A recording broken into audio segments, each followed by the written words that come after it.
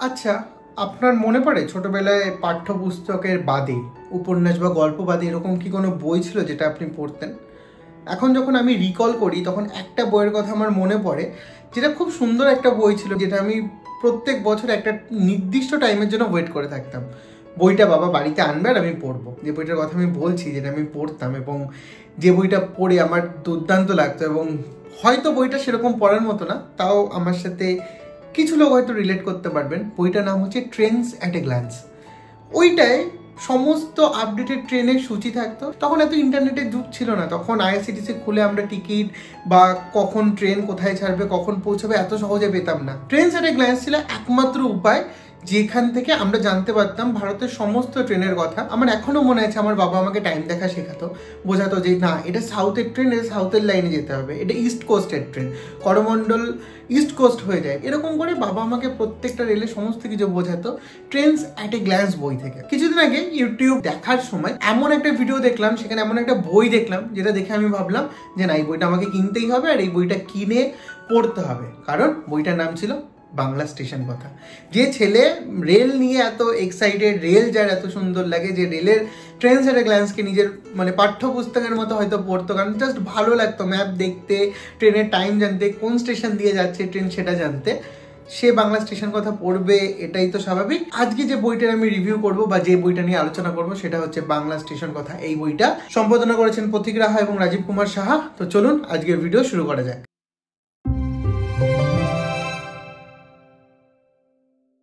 সূচিপত্রকেও এখানে নানা ভাগে ভাগ করা হয়েছে। প্রথমে যেটা রয়েছে সেটা হচ্ছে নদীর নামে স্টেশন। এখানে অনেক কটা স্টেশনের কথা তুলে ধরা হয়েছে, যেখানে নদী রিলেটেড, যে স্টেশনগুলোর নামকরণে নদী বা যে জায়গাগুলো নদীর নামে খ্যাত, এরকম কোনো স্টেশনের কথা বলা হয়েছে। তারপরে দেবদেবীর নামে স্টেশন, তারপরে রয়েছে স্মরণীয়দের স্মৃতি স্টেশন, শেষ স্টেশন, বাবুদের স্টেশন, হারিয়ে যাওয়া স্টেশন, সফরের স্টেশন, ভুতুড়ে স্টেশন। এই ভুতুড়ে স্টেশনটা কিন্তু খুবই বিখ্যাত, কারণ এই বেগুনকোদর জায়গাটা, এটা কিন্তু আমরা ইউটিউব খুললে নানা ধরনের ভিডিও দেখতে পাই বেগুনকোদর সম্পর্কে, নানা জায়গায় নানা মন্তব্য, এবং যেখানে সবাই বলে যে হ্যাঁ, হয়তো এটা একটা ভুতুড়ে স্টেশন, এখানে ট্রেন দাঁড়ায় না, এখানে কেউ থাকতে পারে না। এবং তার পেছনে এইখানে বিশেষ করে পার্টিকুলারলি এই বইতে যেটা আলোচনা করা হয়েছে সেটা একটু বৃহৎ আলোচনা, এবং আমার মনে হয়েছে একটা ওয়েল ব্যালেন্স আলোচনা করা হয়েছে এখানটায়। কারণ এখানে গিয়ে যারা লিখেছেন এই ব্লগটা বা এখানে যে অভিজ্ঞতাটাকে লেখা হয়েছে, সেটা ওখানে গিয়ে প্রপার প্রত্যেকটা মানুষের সাথে কথা বলা হয়েছে, স্থানীয়দের সাথে কথা বলা হয়েছে, রেলের কর্মচারীর সাথে কথা বলা হয়েছে, বা যাকে টেন্ডার দেওয়া তার সাথে কথা বলা হয়েছে, এবং চারিদিক থেকে নানা ধরনের ফিডব্যাক নিয়ে সেগুলোকে যাচাই করে এখানে বেগুনকোদর সম্পর্কে লেখা হয়েছে, যেটা অনেকাংশে আমরা ইউটিউবে যেগুলো দেখি তার থেকে অনেকটা আলাদা। এই বইতে খুব ভালো রিসার্চ করে ফুটিয়ে তোলা হয়েছে। অদ্ভুত নামের স্টেশন, ইতিহাসের স্টেশন, সাহিত্যের স্টেশন, টানাপোড়েনের স্টেশন, নাম মাহাত্ম্যের স্টেশন, রসনা স্টেশন, ফিরতি স্টেশন।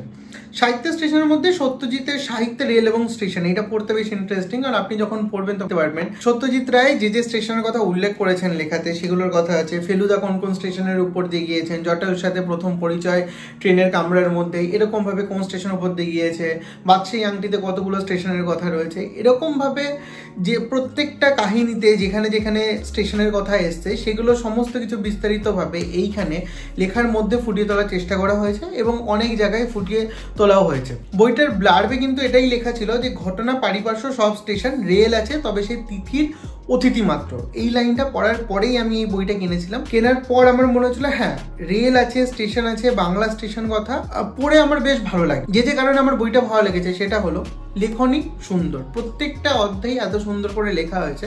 আমার মনে হয়েছে হ্যাঁ, যারা এই বাংলা রেল সম্পর্কে জানতে আগ্রহী, যারা স্টেশন সম্পর্কে জানতে আগ্রহী, তাদের জন্য একটা ভালো বই।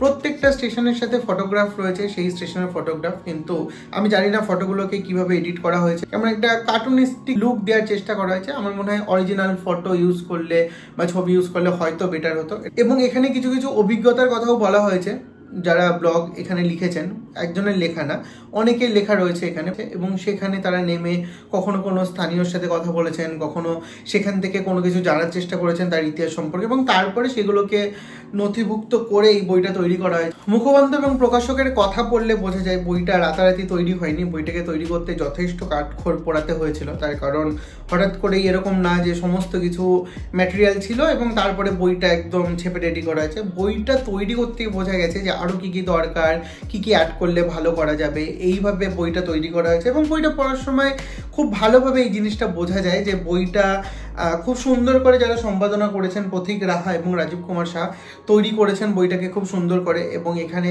এতভাবে এত স্টেশনের কথা এর মধ্যে এসে, বাংলার এই প্রান্ত থেকে ও প্রান্ত, এবং ইভেন আমি কৃষ্ণনগর দাঁড়িয়ে বলছি, কৃষ্ণনগর সিটি জাংশনের কথাও আছে, পাশের শহরের রানাঘাটের কথাও আছে। তো এরকমভাবে প্রত্যেকটা শহরের কথাই আছে, প্রত্যেকটা ঐতিহ্যবাহী স্টেশনের কথা আছে, যে যে স্টেশনগুলো কোনো কোনো কারণে বিখ্যাত সেগুলোর কথাও আছে। কৃষ্ণগড়ের স্টেশনের কথা বলতে গিয়ে রাজা কৃষ্ণচন্দ্র রায়ের কথাও এসছে, এবং এরকমভাবেই নানান জায়গায় নানান স্টেশনের কথা এখানে উল্লেখ করা হয়েছে। এই বইটা অন্যতম একটা প্রিয় অধ্যায় বা প্রিয় চ্যাপ্টার যদি বলি, তাহলে দার্জিলিং ঝিকঝিক বলে একটা জায়গা রয়েছে, যে অধ্যায়টা পড়ে আমার অত্যন্ত ভালো লেগেছে। এই কারণে, কারণ দার্জিলিং রেল সম্পর্কে আপনি পুরো ইতিহাস এখানটায় পেয়ে যাবেন, কিভাবে দার্জিলিং রেল তৈরি হলো বা কেন তৈরি হলো, প্রথমে পাহাড় কেটে কিভাবে কাজ শুরু হয়েছিল, ট্রেন যেখানে সোজা যেতে পারেনি সেখানে ট্রেনকে ব্যাক করে আবার এক্সেলারেশন নিয়ে তুলতে হয়েছিল পাহাড়ের উপরে। এরকম নানা কাহিনী এখানে পুরো এই চ্যাপ্টারটার মধ্যে রয়েছে, যেখানে আপনি পড়লে টয় ট্রেন সম্পর্কে একদম খুব ভালোভাবে জানতে পারবেন। এবং টয় ট্রেন বন্ধ করে দেওয়া হয়েছিল, বাট ইউনেস্কো একটু হুমকি দেয় টয় ট্রেন না চালালে কিন্তু আমার কোনো তকমা রাখবো না। সেই কারণেই টয় ট্রেনটাকে এখনও দার্জিলিং থেকে ঘুম অবধি চালানো হয়।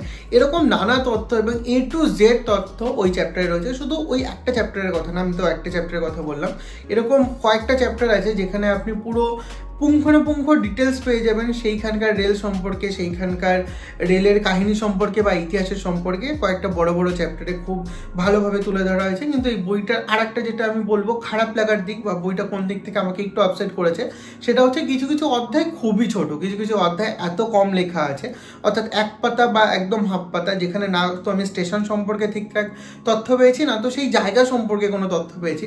ফলে আমার মনে হয়েছে ওগুলো হয়তো কিছুটা পেজ বেশি করার জন্য ইউজ করা হয়েছে। আমার মনে হয় ওই চ্যাপ্টারগুলোকে বাদ দিয়ে যদি ওখানে আরেকটু বেশি তথ্য পাওয়া যেত, সেগুলোকে ইনপুট করলে ভালো হতো। তাহলে এই চ্যাপ্টারগুলো এই বইতে রাখার মানে কি? জাস্ট নাম দেওয়ার জন্য স্টেশনের কি এখানে রাখা?